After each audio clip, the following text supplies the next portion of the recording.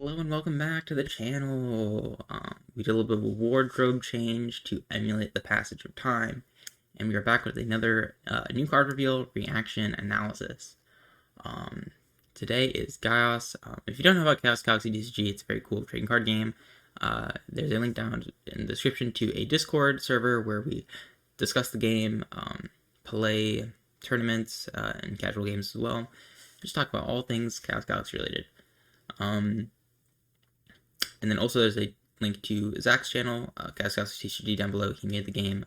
He's very cool. Give him a sub, guys. Anyway, new reveals, the new Gaios cards. Gaios is a pretty interesting planet. I think it's a fan favorite for a good reason. It has a really cool planet ability. It has a lot of really cool cards like Naf. It actually just has Naf. No, I'm kidding.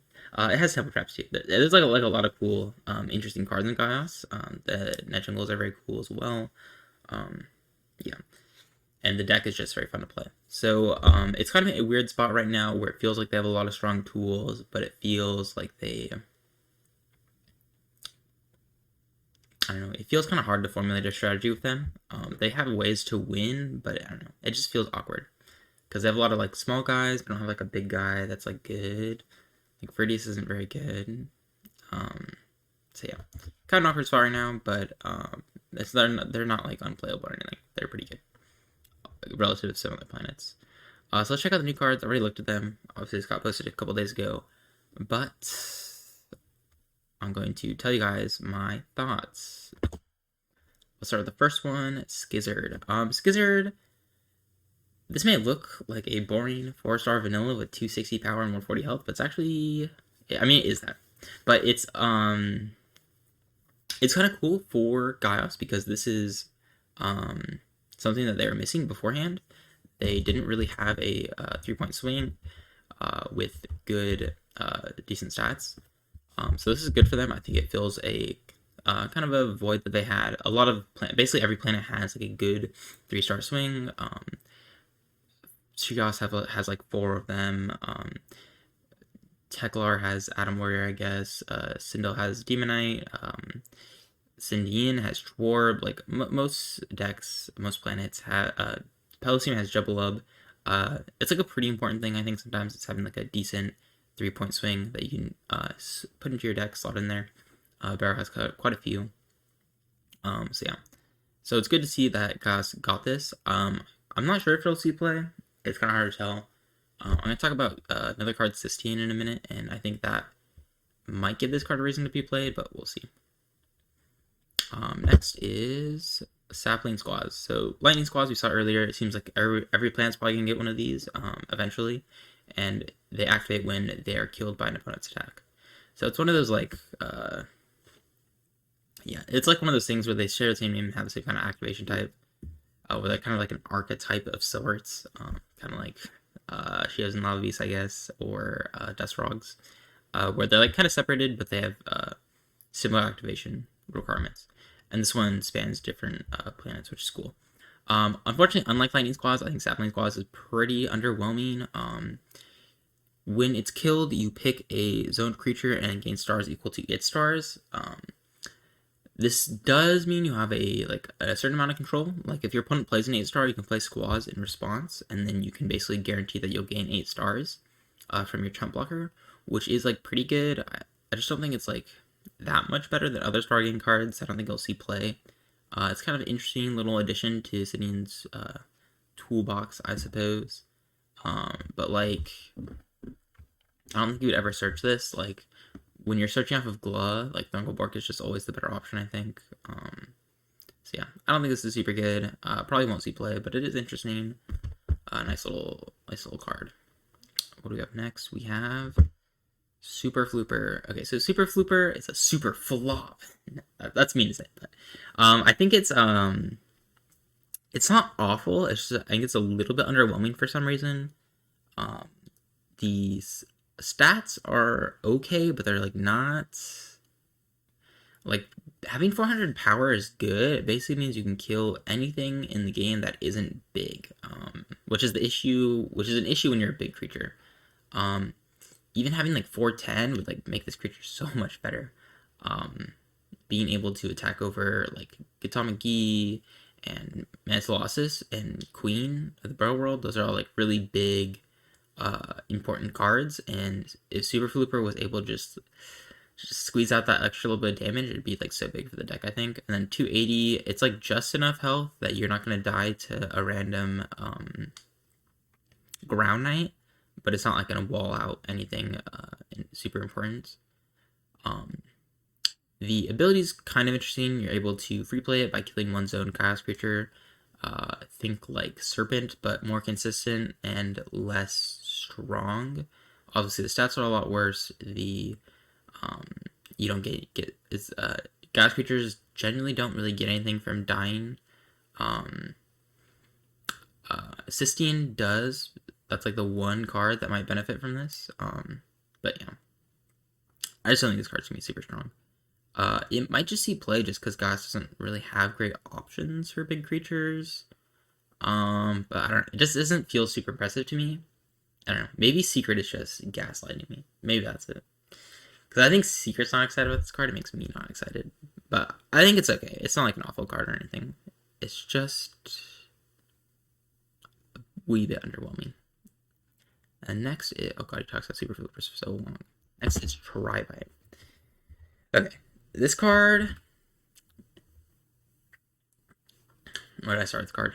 This card I think is like, this card's exciting, but I think it makes everybody uneasy. Like when you see Zach talking about this card in the video, I think he legit just said something like he's worried or something. I don't know what he said, but it was, yeah. Tri-Bite obviously is a Slush Infestation type card.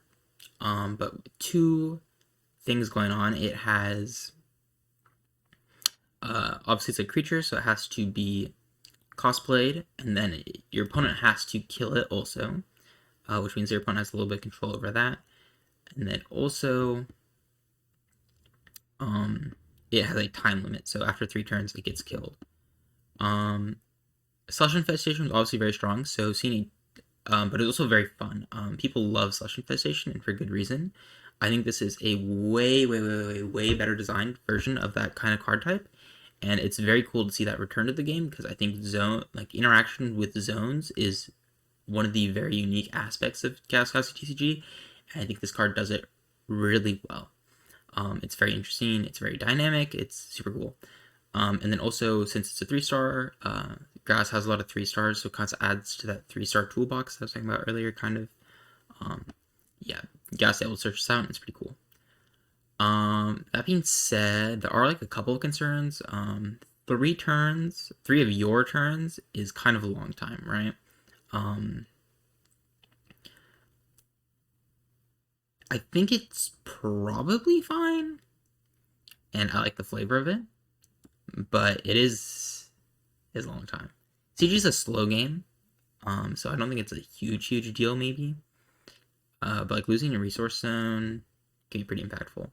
Obviously this will be played in Gaios, but it's also going to be played outside of Gaios. I wouldn't be surprised if this got played in like Bugs aggro instead of like AAA. And I also wouldn't be surprised if this got played in like Coliseum. That's another big worry that people have is Serpent, negate Tri-Bite, and then the effect that and then Tri-Bite's effect that would kill it is just removed, right? I think it since it does count as a creature, a zone glass creature, and it counts as a resource card, there are a lot of ways to remove it, which is nice. I think like theoretically you can like theoretically you should be able to charge blast for this since it's a creature, right? And then also it has super Flooper's energy since it's a glass creature. So yeah, there's lots of interesting little dynamic things like that seem pretty interesting. But definitely is like, I'm definitely excited about this card, but it's definitely an uneasy kind of excitement, you know? Like if it is well balanced, like it seems pretty strong, so I think it will see play. I don't think it will see too much play, hopefully. The nice thing about this is that Slush Infestation, the optimal solution to Slush Infestation is play Slush Infestation. Tri-Bite just dodges that issue because Tri-Bite doesn't actually answer Tri-Bite. So if you want to play Tri-Bite, you can get the benefits of Tri-Bite, but if you want to answer Tri-Bite, you actually have to play other things. And Tri-Bite also should just kill itself eventually, so it's not like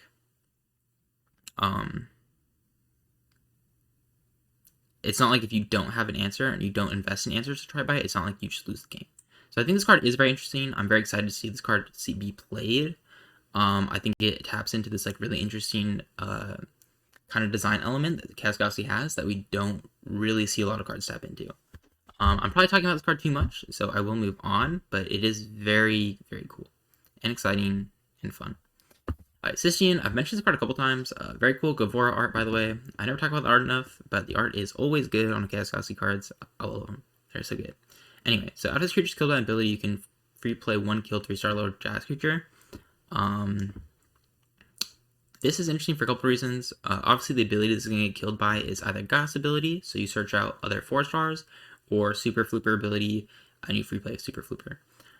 Being able to grab 3-star lower creatures is pretty interesting. We're going to see a couple more 3-star lower creatures that are very good as well. But even like being able to grab like Knopf and Tri-Bite and being able to recycle those cards seems very strong for Gaios. But yeah, the one issue that I think I have with this card is that 4-stars, like if you kill this with Gas ability to search another 4-star, there's not like a lot of great options. Like we see here, Gomp's bad, Nation Knight's not very good. Nodum of Vines is one of the worst cards in the game. Pokataka is not good. Rainstorm Runner is pretty good, but it's kind of awkward to play, I think. Rootaboot's very good, but usually, yeah, Rootaboot's good. It's just, like, do you really need to search Rootaboot? Maybe not. And then, these cards aren't very good either. Skizzard also potentially a target, but we're not sure how useful that's going to be in the deck yet. The thing is, like, if you're Cystian, if you're only 4-stars like Cystian and Rootaboot, which is like probably the case if you do play Cystian, then like if you draw root first and like your Cystian's not gonna have a target and stuff like that, so it becomes kind of awkward. I think this card might be awkward to play. I think it's good though. I think the value that you get from cycling these 3-star low attack creatures is gonna be really, really strong. Yeah, I don't see potential in this card, but yeah. Spore Gazer, this is my favorite art, hands down. I love this little guy. She's very cute. Only once you can attach this stone creature to an opponent's creature, that creature becomes Chaos creature, and its power and half their health. This is a really interesting take on like a KO type of card. There's a couple, and it's a really versatile, interesting thing. And it's also really cool that's in Chaos because obviously you can search it with Lupo Leaf and Wakapeki Mac. There's not really great 2-stars, but it's kind of interesting. Yeah, not 1-stars, 2-stars. Yeah, like, it's not a really good pool with these, but like you could search this. It's kind of interesting. Anyway, so this obviously has power and health, which means your opponent's creatures are going to be a lot easier to kill. It's not quite as effective as a KO, but it is a similar kind of deal. Like if you attach it to a Gatomagi, then it brings it down to 200, and it's a lot easier to kill. You can kill it like a 4-star. That being said, you can also use it in a more passive nature, where like your opponent plays Serpent, and you attach it to their Serpent, and the power goes down to like 235, I want to say, which makes it a lot less threatening. You can even wall it out with something like Super Flooper or whatever, and then you can just like slow down the pace of the game by playing the Spore Gazer. Obviously, it's less than 3-stars, which means you can cycle it with Cystian. So being able to have this this crash landing / KO kind of card that you can cycle, you can search. It's just like really cool. I think this card's sick. I don't know how good it's gonna be. But yeah. The other cool thing is that it makes your opponent creature become Gaios, which means it has synergy with Abandonment. Obviously, you it's gonna counter cards. The big thing that effect comes into is when you play against Shios and Sindel decks. If you attach it to Gatomagi and kill it with Skizzer, they're not gonna get stars off of their Gatomagi. Very interesting card. Very sick. I like this card a lot. Will it see play? I don't know. It seems like it's probably strong enough to see play. It's just these utility cards are a lot harder to gauge the effectiveness of, I think. But it's very cool. I like that card a lot. Temagrob. I think I've talked about Grob before. It seems okay. It kind of depends on how the format shakes up, but I think the way the game is kind of trending, I think this will probably be pretty good. But it's kind of a niche card. Deep Space Lighthouse. This card is very strong when it resolves, obviously. It's like for sale sign, but for free. And they can't buy it back. It's actually crazy when you say it like that. For sale sign is one of the best cards in the game. But obviously it has the restriction of that it has to be a creature that comes from your planet card, which means unless your planet has a really generic creature that's really strong, like Citadel has Pelfam, so every deck's going to play Pelfam, it's going to be very easy to steal Pelfam from other decks, or you're in a mirror match, which obviously doesn't always happen, which means this is going to be more of a sideboard card, I think. I think it's going to be a very strong sideboard card, depending on how popular your planet is.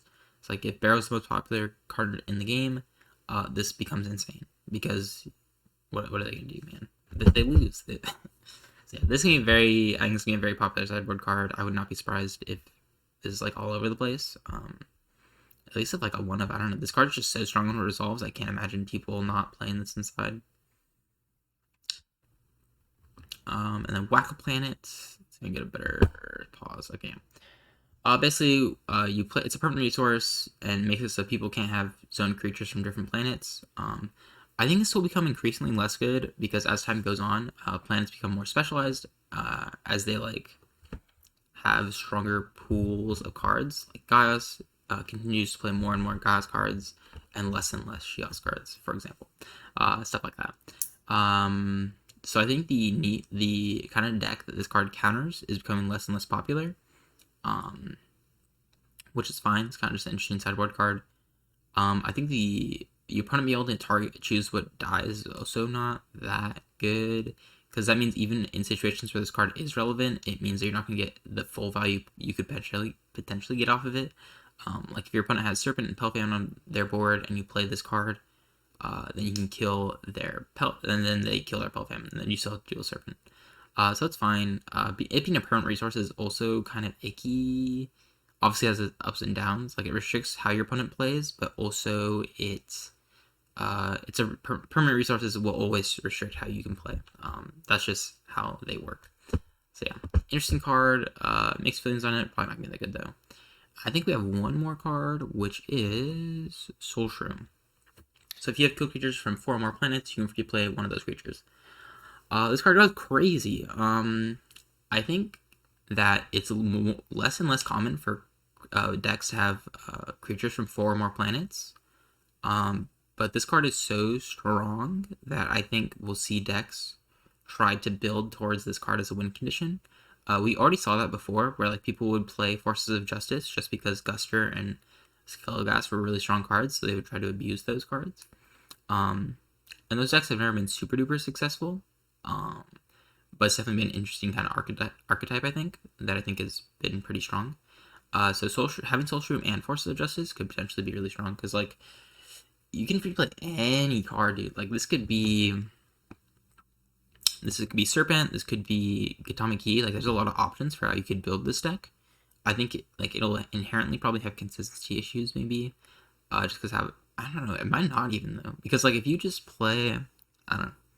Getting 4 different planets in the killed pile is kind of hard, because you can't just like play a bunch of one-ofs, because if you just play like Thorngoborg, Fraxel, Wakuman, and then a bunch of Pelosium creatures, being able to see and get all those different creatures into your killed pile before you draw Soul Shroom is like not a guarantee. So it definitely requires a certain type of deck building. That is inherently less consistent, I think. But this card's like crazy powerful when it goes off, right? So I think this will definitely see experimentation, maybe even competitive success. We'll see. It's always hard to make predictions about what actually will happen during a format, especially when so many cards get added at once, right? Because there's just so many moving parts and so many variables that's like impossible to tell. But yeah, this card's sick, very cool, and I think that's it. Overall, I'm like really happy with this reveal. I think Tribite's sick. I think Cystian's sick. I think what's the flower thing called? Spore Gazer, I love Spore Gazer. Spore Gazer is so sick. I think Lighthouse is good. Skizzard's cool. But yeah, this is definitely a good reel, I think. A little bit underwhelming on the big creatures, Grob and Flooper. Not that they're bad or anything, but they do feel a bit underwhelming. Like, Super Flooper doesn't even work. Like, it has low health, and it doesn't work with Dimple Traps. So I don't know. Definitely interesting. I mean, it has high enough health that it's fine. But yeah, anyway, good video. That one was kind of long because I rambled about Tribite for, like, too long, it felt like. But yeah. As usual, make sure to like, comment, subscribe if you want to see more. We do analysis, deck profiles, everything. Yeah, all the content. All CG content is here. So if you want more, like, subscribe, comment, blah, blah, blah, blah, blah. We've gotten a lot of subscribers recently. I stopped posting videos, and I got like 7 subscribers, so that's cool. Links, description to everything down below, and I will see you later.